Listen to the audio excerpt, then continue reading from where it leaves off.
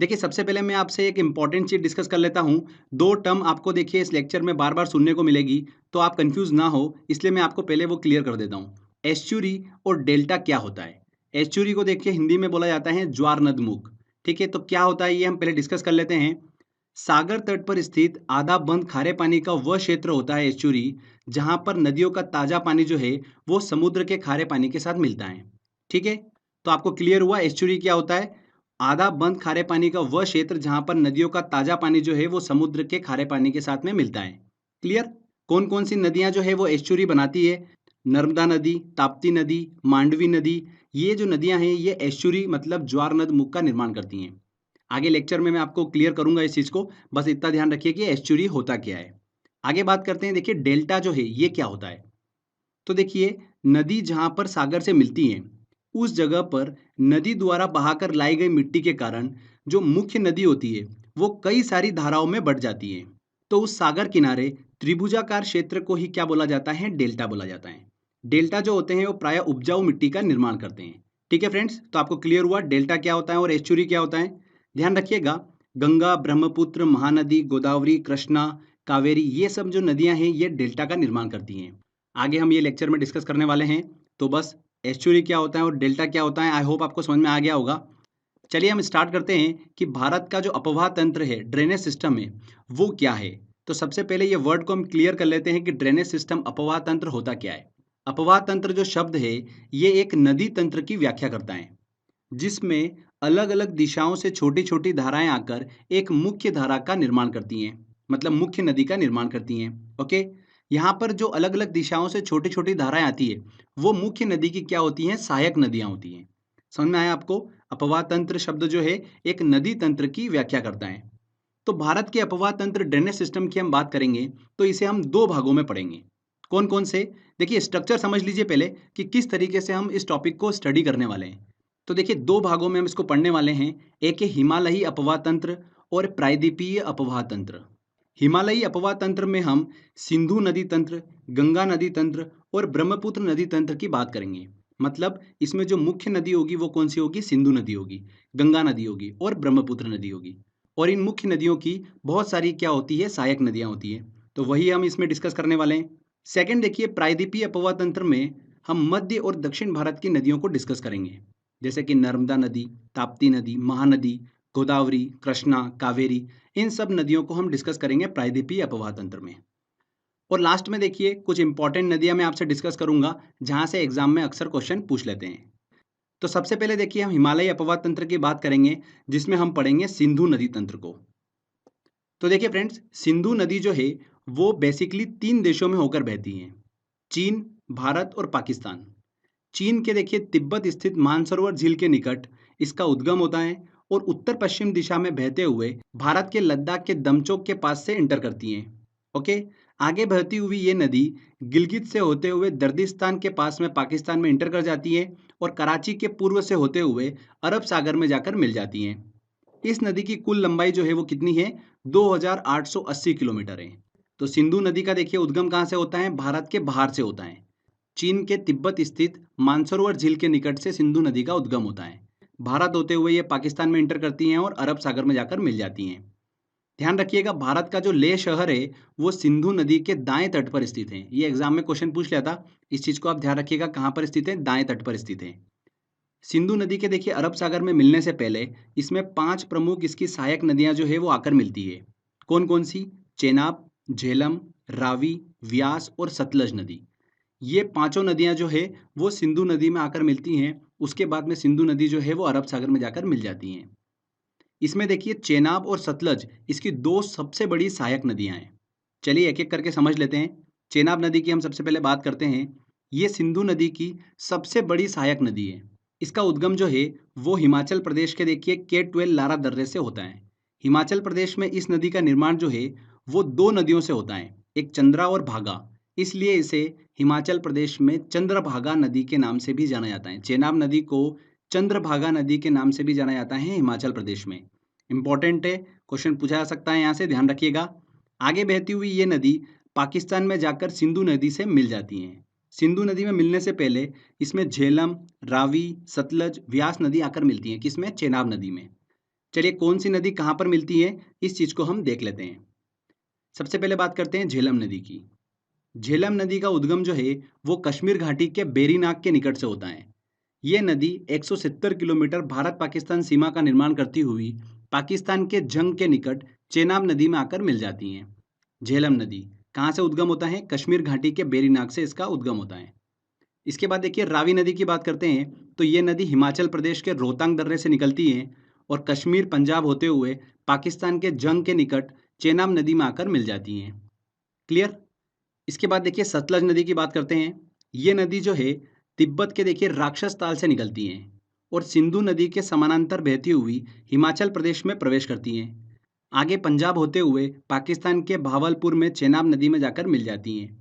चेनाब नदी में मिलने से पहले इसमें व्यास नदी जो है वो आकर मिलती है। किसमें? सतलज नदी में।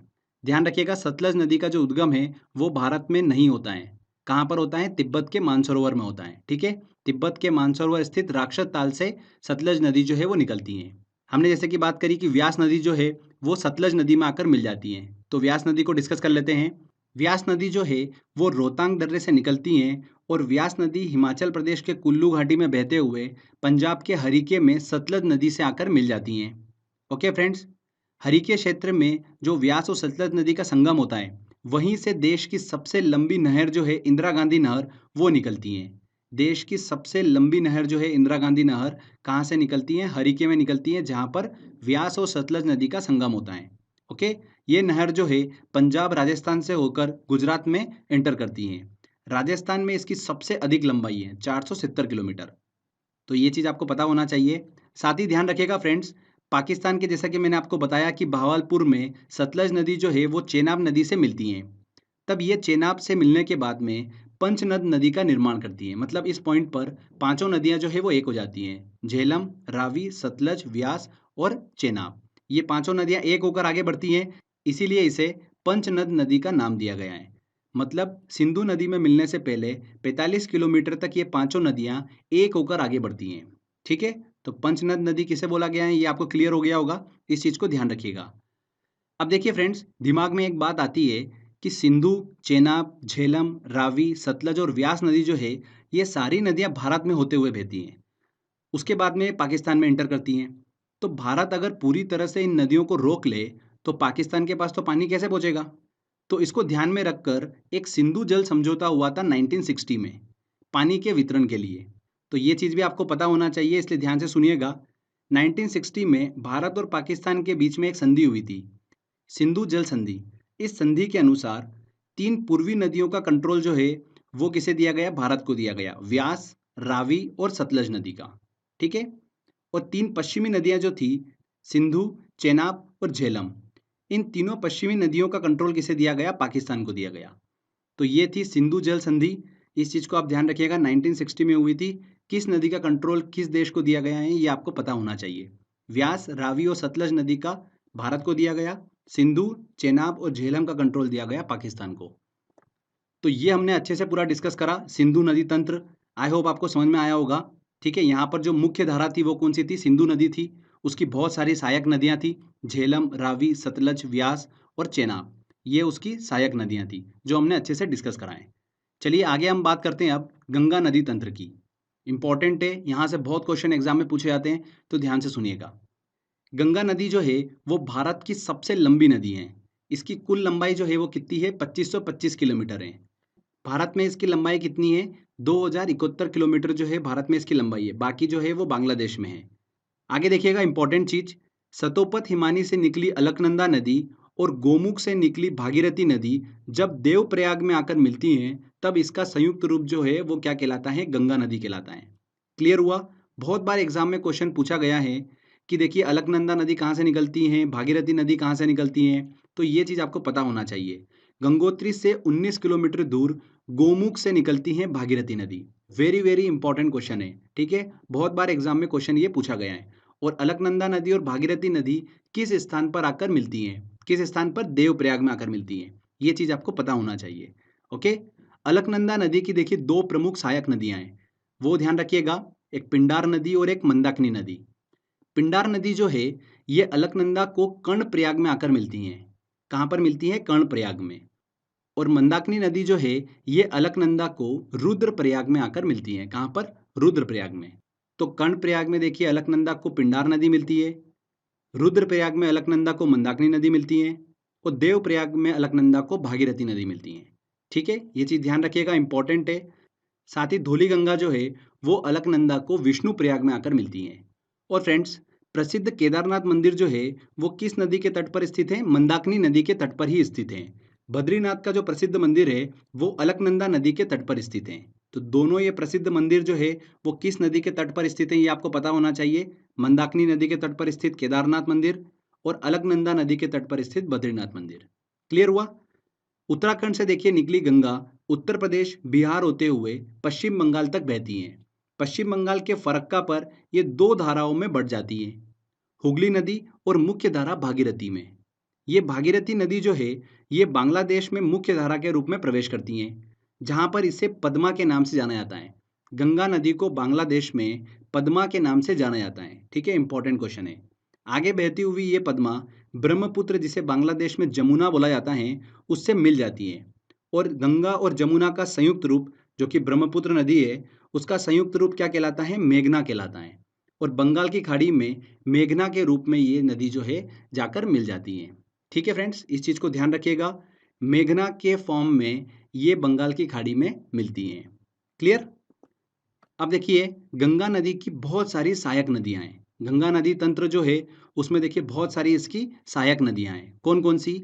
यमुना नदी, कोसी, सोन, गोमती, दामोदर, घाघरा जिसे सरयू नदी कहते हैं, गंडक और रामगंगा नदी। ये सब नदियां जो है गंगा नदी की सहायक नदियां हैं। और बहुत सारी सहायक नदियों की भी अपनी सहायक नदियां हैं, उन सभी को हम अच्छे से डिस्कस करने वाले हैं। तो सबसे पहले हम स्टार्ट करते हैं यमुना नदी से। देखिए गंगा की सबसे बड़ी सहायक नदी अगर कोई सी है तो वो कौन सी है? यमुना नदी है, जो कि उत्तराखंड के बंदरपुर चोटी पर स्थित यमुनोत्री हिमानी से निकलती हैं। कहाँ से निकलती है? ध्यान रखिएगा, उत्तराखंड के बंदरपुर चोटी से निकलती हैं। ये नदी उत्तराखंड से हरियाणा और दिल्ली उत्तर प्रदेश से बहते हुए प्रयागराज इलाहाबाद में गंगा नदी से जाकर मिल जाती हैं। कहाँ पर मिलती है यमुना नदी गंगा से? इलाहाबाद मतलब प्रयागराज में आकर मिलती हैं। यमुना नदी का प्राचीन नाम ध्यान रखिएगा, कालिंदी नदी है। क्या नाम है? कालिंदी नदी। अभी देखिए 1-2 साल पहले ये क्वेश्चन पूछ लिया था रेलवे में, तो इस चीज़ को ध्यान रखिएगा। यमुना नदी जो है इसका भी देखिए एक अपने आप में अपवाह तंत्र है, मतलब इसमें बहुत सारी सहायक नदियाँ आकर मिलती है यमुना में। उसमें देखिए कौन कौन सी? चंबल नदी, बेतवा नदी, केन नदी, ये नदियाँ जो है यमुना नदी में आकर मिलती हैं। अब देखिए इनको भी हम डिस्कस कर लेते हैं क्योंकि क्वेश्चन यहाँ से भी बनता है। तो चंबल नदी की सबसे पहले बात करते हैं। ये नदी देखिए मध्य प्रदेश के इंदौर स्थित महू क्षेत्र के जानापाव पर्वत से निकलती हैं। कहाँ से निकलती है? इंदौर से देखिए मध्य प्रदेश से निकलती हैं और उत्तर मध्य भाग में बहते हुए ये नदी राजस्थान से होकर उत्तर प्रदेश के इटावा में यमुना नदी से आकर मिल जाती हैं। कौन सी? चंबल नदी। इस नदी की देखिए लंबाई कितनी है? कुल 965 किलोमीटर है। इसके बाद देखिए बेतवा नदी मध्य प्रदेश के भोपाल से निकलती हैं, जो उत्तर पूर्वी दिशा में बहते हुए उत्तर प्रदेश के हमीरपुर में यमुना नदी से आकर मिल जाती हैं। बेतवा नदी भी मध्य प्रदेश से निकलती हैं। ध्यान रखिएगा, एक प्रसिद्ध स्थान सांची जो है वो बेतवा नदी के किनारे पर ही स्थित है। सांची में कई बौद्ध स्मारक हैं। सांची का स्तूप जो है वो अशोक ने 3री शताब्दी ईसा पूर्व में बनाया था। तो सांची जो है वो बेतवा नदी के किनारे पर ही स्थित है। तो ये चीज़ ध्यान रखिएगा, यमुना नदी की हमने डिस्कस करी। देखिए चंबल नदी और बेतवा नदी इसकी सहायक नदियाँ हैं। साथ ही केन नदी जो है वो भी यमुना नदी की सहायक नदी है। इसके बाद देखिए गंगा नदी की अगली हम देखिए सहायक नदी की बात करते हैं, जो कि है कोसी नदी। कोसी नदी जो है ये नेपाल में हिमालय से निकलती हैं और आगे बढ़ते हुए बिहार में प्रवेश करती हैं। ये नदी प्रायः अपना मार्ग जो है बदलने के कारण चर्चा में रहती है। इसमें आने वाली बाढ़ से बिहार में मैक्सिमम टाइम पर तबाही जो है वो देखने को मिलती है। इसलिए इस नदी को बिहार का शोक भी कहा जाता है। बिहार का शोक किसे कहा जाता है? कोसी नदी को कहा जाता है। और अपने मार्ग परिवर्तन करने की वजह से बहुत ज़्यादा चर्चा में रहती है कोसी नदी। ये नदी बिहार के कटिहार में गंगा नदी से आकर मिल जाती हैं। तो कोसी नदी को हमने डिस्कस करा, ध्यान रखिएगा। इसके बाद बात करते हैं देखिए दामोदर नदी की, जो कि गंगा नदी की सहायक नदी है। झारखंड के देखिए छोटा नागपुर पठार से निकलती हैं और पश्चिम में बहते हुए ये हुगली नदी में जाकर मिल जाती हैं। जो हमने बात करी थी कि फरक्का में गंगा नदी जो है वो दो धाराओं में बढ़ जाती हैं, एक हुगली और एक मुख्य धारा भागीरथी में। तो देखिए हुगली नदी में आकर कौन सी नदी मिलती है? दामोदर नदी जो है वो आकर मिलती है। इस नदी में देखिए अचानक आने वाली बाढ़ के कारण इसे बंगाल का अभिशाप भी कहा जाता है। किसे कहा जाता है बंगाल का अभिशाप? दामोदर नदी को कहा जाता है। ध्यान रखिएगा, प्रदूषण के कारण इस नदी को जैविक मरुस्थल के नाम से भी जाना जाता है। एग्जाम में क्वेश्चन पूछा गया था ये, किस नदी को जैविक मरुस्थल के नाम से जाना जाता है? तो ध्यान रखिएगा, दामोदर नदी को जैविक मरुस्थल के नाम से जाना जाता है। इसके बाद देखिए गंगा नदी की अगली सहायक नदी की बात करते हैं, गोमती नदी। ये भी इंपॉर्टेंट है। इस नदी का उद्गम जो है उत्तर प्रदेश के पीलीभीत स्थित गोमत ताल से होता है, जिसे फुलर झील भी कहा जाता है। ये गंगा नदी की एकमात्र ऐसी सहायक नदी है जिसका उद्गम मैदान से होता है। ओके, इस चीज को ध्यान रखिएगा। पौराणिक मान्यताओं के अनुसार भगवान राम ने जब रावण का वध किया था, तब ब्रह्म हत्या के पाप से मुक्त होने के लिए उन्होंने गोमती नदी में ही स्नान किया था। तो आप सभी को देखिए पता ही होगा ये। तो गोमती नदी ध्यान रखिएगा, बस इतना। गंगा नदी की एकमात्र सहायक नदी जिसका उद्गम मैदान से होता है। इसके बाद देखिए सोन नदी की बात करते हैं। गंगा नदी की सहायक नदी मध्य प्रदेश के अमरकंटक नामक स्थान से निकलती हैं। उत्तर की ओर बहते हुए पटना के निकट गंगा में जाकर मिल जाती हैं। एक इंपॉर्टेंट चीज मैं आपको बता रहा हूँ, सोन नदी जैसे कि मैंने आपको बताया उत्तर की ओर बहती हैं, ठीक है। और ऊपर से जो यमुना नदी आ रही है, यमुना नदी और सोन नदी, इन दोनों के देखिए जल विभाजन का काम जो है वो कौन करता है? इन दोनों के बीच में स्थित केमूर की पहाड़ियाँ। ध्यान रखिएगा, केमूर की पहाड़ियाँ इन दोनों नदी के बीच में स्थित हैं, जो कि सोन नदी और यमुना नदी के बीच जल विभाजन का काम करती हैं। ये इंपॉर्टेंट चीज़ है, एग्जाम में इस चीज़ को पूछा गया था, तो इस चीज़ को आप ध्यान रखिएगा। सोन नदी और यमुना नदी के बीच जल विभाजन का काम कौन सी पहाड़ियाँ करती हैं? केमूर की पहाड़ियाँ करती हैं। ओके।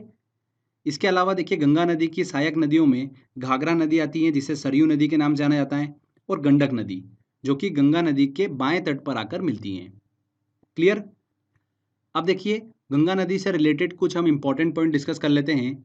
एग्जाम में ये क्वेश्चन पूछा जाता है कि कौन सी नदी गंगा नदी के दाएं तट पर आकर मिलती है और कौन सी नदी बाएं तट पर आकर मिलती है।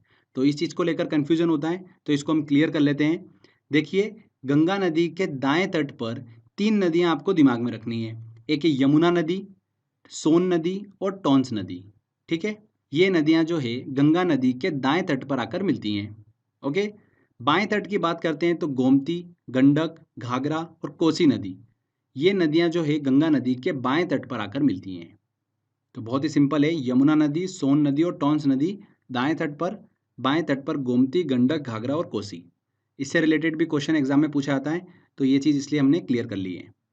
साथ ही फ्रेंड ध्यान रखिएगा, गंगा नदी को 2008 में राष्ट्रीय नदी का दर्जा दिया गया था, और गंगा नदी के किनारे बसा सबसे बड़ा शहर जो है वो कौन सा है? कानपुर है। 2011 की जनगणना के अनुसार हम इसको देख रहे हैं। गंगा नदी के किनारे बसा सबसे बड़ा शहर जो है वो कौन सा है? कानपुर है।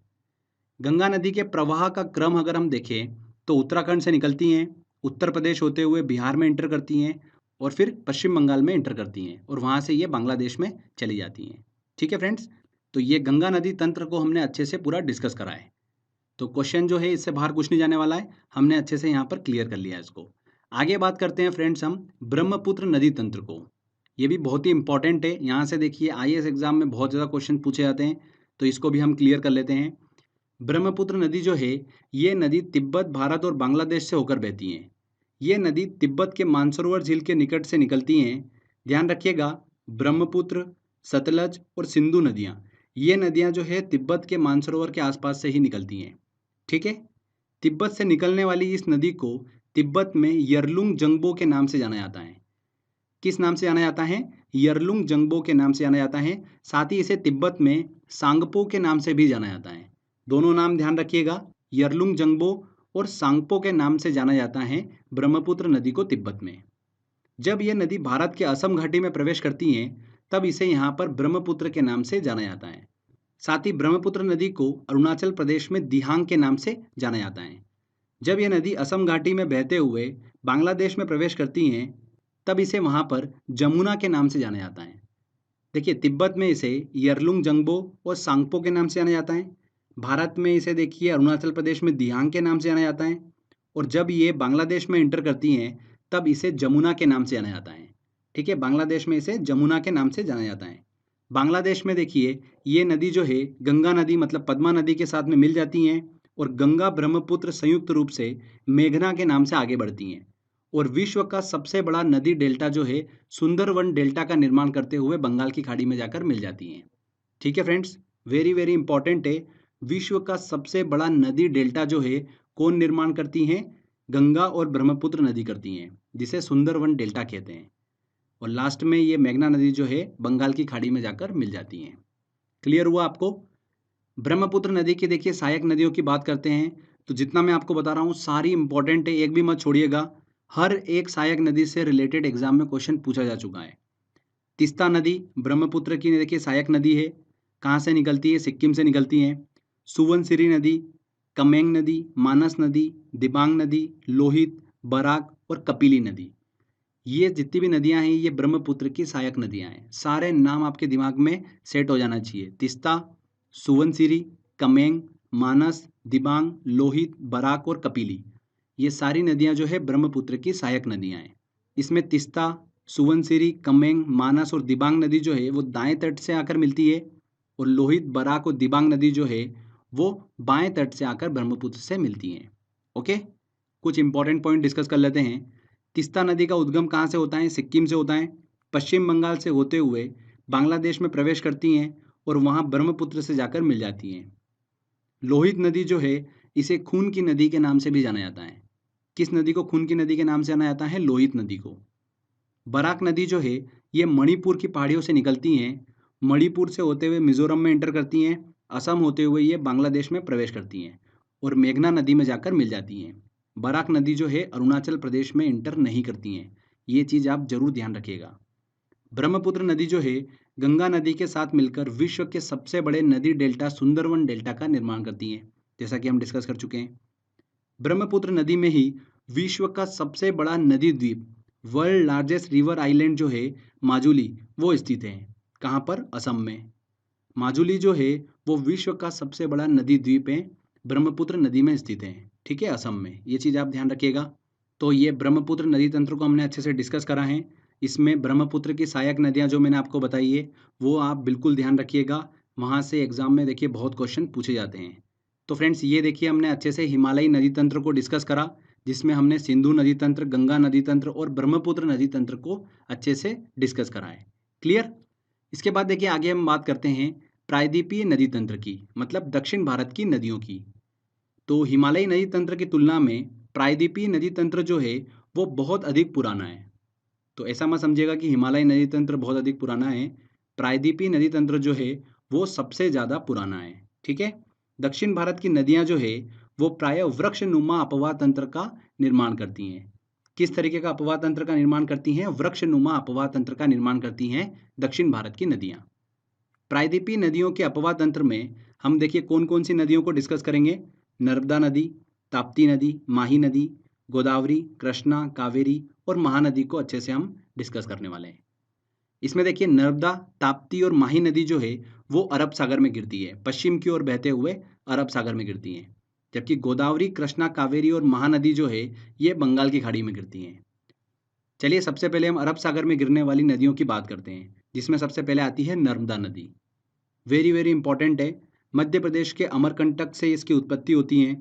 पश्चिम की ओर बहते हुए 1312 किलोमीटर की दूरी तय करने के बाद में ये खंबात की खाड़ी में जाकर मिल जाती हैं। खंबात की खाड़ी मतलब अरब सागर में जाकर ये मिल जाती हैं। देखिए नर्मदा नदी के उत्तर में पड़ता है विंध्याचल पर्वत और दक्षिण में पड़ता है सतपुड़ा पर्वत, और इन दोनों पर्वतों के बीच में ब्रंश घाटी मतलब रिफ्ट वैली से होते हुए बहती है नर्मदा नदी। इस चीज को ध्यान रखिएगा, रिफ्ट वैली से होते हुए बहती है नर्मदा नदी। ओके, ब्रंश घाटी से होते हुए बहती है नर्मदा नदी। यह नदी मध्य प्रदेश की सबसे बड़ी नदी है। सबसे लंबी नदी कौन सी है? मध्य प्रदेश की नर्मदा नदी है। इसे मध्य प्रदेश की जीवन रेखा कहा जाता है। नर्मदा नदी की सहायक नदियों की बात करें तो उसमें आती है ओरसंग, तवा नदी जो कि बहुत ज़्यादा फेमस है, शेर नदी, ये सभी नर्मदा नदी की सहायक नदियाँ हैं। ध्यान रखिएगा अमरकंटक से दो नदियाँ निकलती हैं, एक नर्मदा नदी और एक सोन नदी। सोन नदी हमने पहले डिस्कस करा था जो कि गंगा नदी में जाकर मिल जाती है पटना के पास में। नर्मदा नदी निकलती हैं जो कि ब्रंश घाटी से बहते हुए खंबात की खाड़ी में जाकर मिल जाती हैं। ओके, इसके बाद देखिए हम बात करते हैं अब ताप्ती नदी की, जो कि मध्य प्रदेश के बैतूल जिले के निकट सतपुड़ा पहाड़ियों से निकलती हैं और ये नदी मध्य प्रदेश, महाराष्ट्र, गुजरात से प्रवाहित होते हुए अरब सागर में जाकर मिल जाती हैं। फ्रेंड्स ध्यान रखिएगा ताप्ती नदी और नर्मदा नदी दोनों नदियां जो है वो भ्रंश घाटी से होते हुए बहती हैं। ठीक है, वेरी वेरी इंपॉर्टेंट पॉइंट है। ताप्ती नदी और नर्मदा नदी जो है ये भ्रंश घाटी से मतलब रिफ्ट वैली से होते हुए बहती हैं। इसके बाद देखिए माही नदी की बात करते हैं। इस नदी का उद्गम मध्य प्रदेश के धार जिले के समीप विंध्याचल पर्वत श्रेणी से होता है।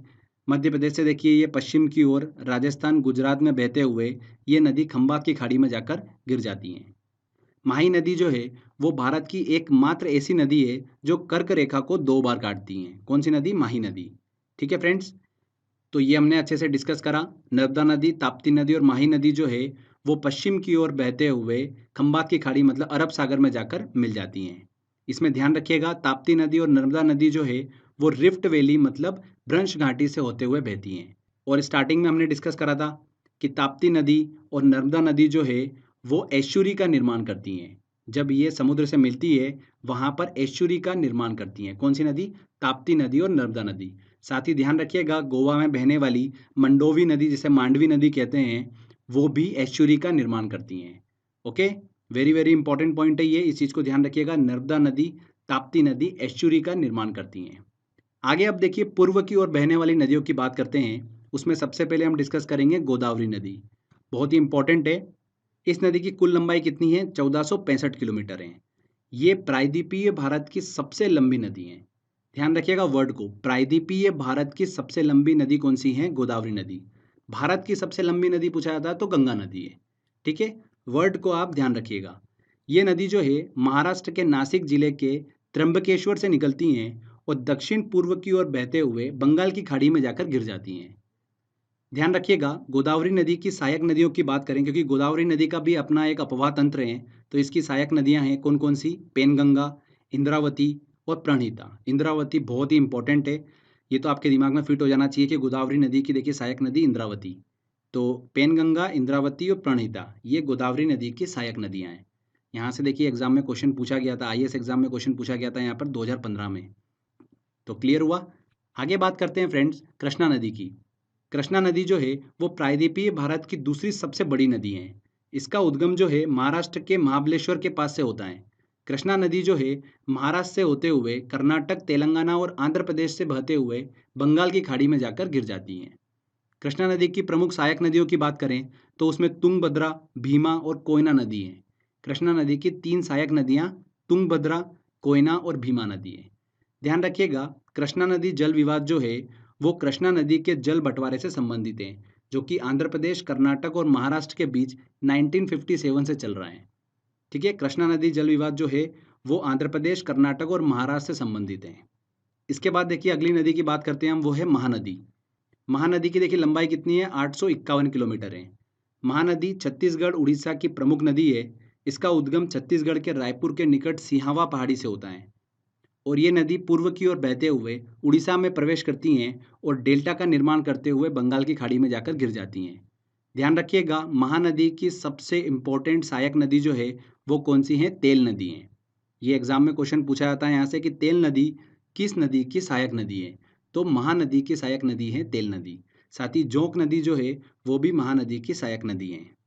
इसके बाद बात करते हैं कावेरी नदी की। इस नदी की लंबाई जो है वो कितनी है? 800 किलोमीटर है। कर्नाटक के कुर्ग के निकट ब्रह्मगिरी पहाड़ियों से निकलती हैं और कर्नाटक, तमिलनाडु से बहते हुए तिरुचिरापल्ली के निकट बंगाल की खाड़ी में जाकर गिर जाती हैं। ध्यान रखिएगा इसे दक्षिण भारत की गंगा के नाम से भी जाना जाता है। किसे? कावेरी नदी को। दक्षिण भारत की गंगा के नाम से किसे जाना जाता है? कावेरी नदी को जाना जाता है। ये देखिए हमने यहाँ पर प्रायद्वीपीय भारत की नदियों को अच्छे से डिस्कस करा। इसमें ध्यान रखिएगा फ्रेंड्स गंगा नदी, कृष्णा नदी, कावेरी नदी, महानदी जो है ये डेल्टा का निर्माण करती है। ठीक है, एस्चुरी का निर्माण नहीं करती हैं। कृष्णा नदी, महानदी, कावेरी नदी, गोदावरी नदी ये डेल्टा का निर्माण करती हैं। ठीक है, जिसमें कृष्णा नदी, गोदावरी नदी जो है वो भारत का दूसरा सबसे बड़ा डेल्टा जो है वो बनाती हैं। पहला कौन बनाती है? गंगा ब्रह्मपुत्र नदी भारत का सबसे बड़ा डेल्टा बनाती हैं। दूसरा कृष्णा और गोदावरी नदी बनाती हैं। इंपॉर्टेंट है ये चीज़ भी। इसके बाद देखिए कुछ और इंपॉर्टेंट नदियों को भी हम डिस्कस कर लेते हैं जहाँ से एग्जाम में क्वेश्चन बन जाता है। स्वर्ण रेखा नदी झारखंड में बहने वाली एक पहाड़ी नदी है। ये नदी रांची के निकट छोटा नागपुर के पठार से निकलती है। झारखंड से निकलकर पश्चिम बंगाल, उड़ीसा से होते हुए बंगाल की खाड़ी में जाकर गिर जाती हैं। प्रसिद्ध शहर जमशेदपुर जो है, टाटानगर, वो इसी नदी के तट पर स्थित हैं। किस नदी के? स्वर्ण रेखा नदी के तट पर ही स्थित हैं। इसके बाद देखिए लूनी नदी की बात करते हैं। इंपॉर्टेंट है, इसका उद्गम अजमेर के निकट अरावली पहाड़ियों के नाग पहाड़ से होता है।